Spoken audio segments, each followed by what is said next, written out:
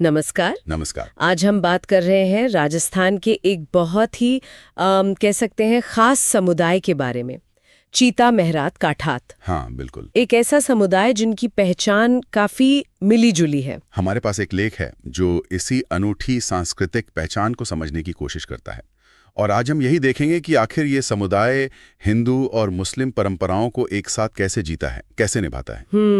तो चलिए शुरू करते हैं। सबसे दिलचस्प बात शायद इनके इतिहास से जुड़ी है। कहते हैं कि ये मूल रूप से चौहान राजपूत थे। हाँ, चौहान राजपूत। और करीब 700 साल पहले जब इस्लाम से इनका संपर्क हुआ तो इन्होंने कुछ इस्लामिक रस्में अपनाई, लेकिन पूरी तरह से नहीं। बिल्कुल। और ये दिलचस्प है कि कौन सी रस्में अपनाई। सिर्फ 3 मुख्य बातें। एक तो खतना, जिसे सुन्नत कहते हैं। हाँ। दूसरा, मृतकों को दफनाना। और तीसरा, हलाल तरीके से तैयार किया गया खाना। बस ये 3? हाँ, बाकी सब हिंदू रीति रिवाज वैसे ही। हाँ, बाकी जो उनके अहम हिंदू रीति रिवाज थे वो उन्होंने जारी रखे। ये तो वाकई अनोखी बात है। और ये कोई छोटा मोटा समूह नहीं है, ये भी समझना जरूरी है। राजस्थान के आप देखें तो अजमेर, भीलवाड़ा, पाली, राजसमंद, इन जिलों में फैले हुए हैं ये लोग। अच्छा। और आबादी करीब 10 लाख है। 10 लाख? ये तो बहुत बड़ी संख्या है। मतलब ये मिली जुली पहचान वाले 10 लाख लोग आज भी मौजूद हैं। हाँ, बिल्कुल। हालांकि देखिए, कोई बहुत ठोस ऐतिहासिक दस्तावेज तो नहीं मिलते इनके इस्लाम अपनाने को लेकर, पर जो स्थानीय मान्यता है, जो पीढ़ी दर पीढ़ी चली आ रही बात है, वो ये है कि हजरत ख्वाजा मोइनुद्दीन चिश्ती के असर से इनके पुरखों ने इस्लाम के कुछ तत्व अपनाए थे। अच्छा, चिश्ती साहब के प्रभाव से। ये बात इसे और भी दिलचस्प बना देती है। तो ये जो 700 साल पुरानी विरासत है, ये आज उनकी रोजमर्रा की जिंदगी में कैसे दिखती है, मतलब प्रैक्टिकली? वो साफ दिखती है। जैसे शादियां। हाँ, शादियां, उसमें क्या खास है? शादियों में दोनों रस्में होती हैं। निकाह भी होता है जो इस्लामी तरीका है, फेरे भी, जो हिंदू रिवाज है। हाँ, और फेरे भी, दोनों एक ही शादी का हिस्सा होते हैं। सच में? एक ही शादी में निकाह और फेरे? ये तो कमाल है। बिल्कुल। ये सिर्फ रस्मों का मिश्रण नहीं है, ये दिखाता है कि कैसे उन्होंने एक संतुलन बनाया है, दोनों परंपराओं को सम्मान देने का एक तरीका। और सिर्फ शादियां ही नहीं, मैंने पढ़ा कि उनके नामों में भी ये बात झलकती है। हाँ, बिल्कुल।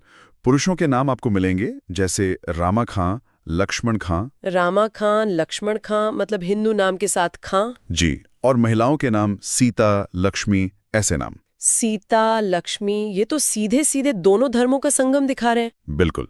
उनके नाम ही उनकी कहानी कह देते हैं एक तरह से। और पहनावे में भी कुछ ऐसा है? पहनावा देखें तो वो काफी पारंपरिक राजस्थानी है। पुरुष धोती कुर्ता पगड़ी, महिलाएं घाघरा ओढ़नी, मतलब जैसा आप पारंपरिक हिंदू वेशभूषा में देखते हैं। तो पहनावे में ज्यादा इस्लामी असर नहीं दिखता? उतना नहीं। और त्योहार तो सब मनाते हैं। होली दिवाली भी उतने ही जोश से, जितनी ईद और रमजान। हाँ, बिल्कुल, सब साथ में, कोई बंटवारा नहीं त्योहारों को लेकर। ये तो सह अस्तित्व का एक बहुत अच्छा उदाहरण है। और इससे भी आगे की बात बताऊं, कई घरों में आपको पूजा का स्थान भी मिलेगा और नमाज पढ़ने की जगह भी। एक ही घर में? हाँ। और अजमेर का अजयसार गांव है, वहां का उदाहरण तो सचमुच लाजवाब है। एक ही परिसर में मंदिर और मस्जिद हैं, अगल बगल। क्या बात कर रहे हैं? एक ही परिसर में मंदिर और मस्जिद? जी। और रिवाज ये है कि शादी में दूल्हा दुल्हन को दोनों जगह जाकर मत्था टेकना होता है, आशीर्वाद लेना होता है। वाह, ये तो बहुत ही शक्तिशाली प्रतीक है। मतलब सिर्फ कहने की बातें नहीं, ये उनकी जिंदगी का हिस्सा है। बिल्कुल, ये उनकी जीती जागती सच्चाई है। और सामाजिक स्तर पर क्या स्थिति है? क्या धार्मिक पहचान को लेकर कोई तनाव रहता है आपस में? लेख तो यही बताता है कि सामाजिक रूप से भी वो काफी एकजुट हैं। अजमेर के ही पास एक समृद्ध गांव का जिक्र है। वहां एक ही परिवार में कुछ लोग हिंदू रीति रिवाज मानते हैं, कुछ मुस्लिम। एक ही परिवार में? हाँ। और जब चुनाव वगैरह होते हैं तो उनके मुद्दे धर्म नहीं होते, पानी की कमी है, सड़क बननी है, ये सब मसले अहम होते हैं। उनकी जो साझा पहचान है, मेहरात या काठात वाली, वो ज्यादा मजबूत लगती है। हालांकि ये भी मानना पड़ेगा कि हाल के सालों में कुछ बाहरी तत्व कोशिश करते रहे हैं। अच्छा, किस तरह की कोशिशें? कोशिशें कि भाई आप या तो पूरे हिंदू बनो या पूरे मुस्लिम, ये मिली जुली पहचान ठीक नहीं, इस तरह का दबाव बनाने की कोशिशें होती हैं। तो इसका असर होता है समुदाय पर? क्या लोग बदलते हैं अपनी पहचान? कुछ हद तक बेचैनी तो पैदा होती है, जाहिर है, लेकिन जो लेख में बताया गया है उसके हिसाब से ज्यादातर लोग अपनी सदियों पुरानी जो रीत है, जो पहचान है, उसे छोड़ने को तैयार नहीं है। मतलब वो अपनी विरासत पर टिके रहना चाहते हैं। हाँ, उसमें एक तरह का गौरव भी है उनके लिए और एक दृढ़ता भी दिखती है। वो अपनी इस यूनिक पहचान को बचाए रखना चाहते हैं। ये सुनकर अच्छा लगा। अच्छा, एक और बात थी शिक्षा के बारे में। लेख में था कि लड़कियों की शिक्षा को लेकर जागरूकता बढ़ रही है। हाँ, ये एक बहुत सकारात्मक बदलाव है। शिक्षा बढ़ रही है, खासकर लड़कियों में। ये अच्छी बात है। बिल्कुल। और शिक्षा शायद उन्हें अपनी पहचान को और बेहतर समझने और बाहरी दबावों का सामना करने में मदद भी करे। लेकिन हाँ, कुछ सामाजिक चुनौतियां अभी भी हैं, जैसे बाल विवाह की समस्या। वो तो है। हाँ, लेकिन उससे निपटने के लिए भी समुदाय के अंदर से ही कोशिशें चल रही हैं।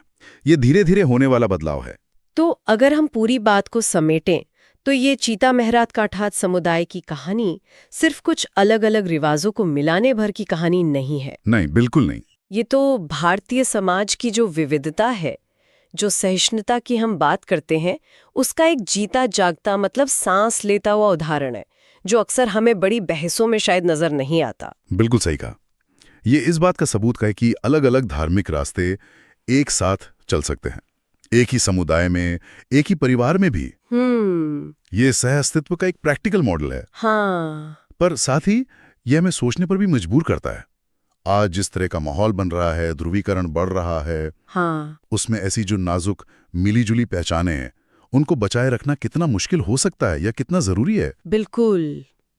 और शायद यही सवाल हम अपने श्रोताओं के लिए भी छोड़ सकते हैं कि सदियों से चली आ रही परंपराओं का ये जो अनूठा संगम है और बाहरी दबावों के सामने इस समुदाय का जो लचीलापन है, वो हमारे बड़े समाज के लिए पहचान, अपनेपन और साथ रहने के असली मतलब के बारे में क्या गहरी बातें सिखाता है। सोचने वाली बात है।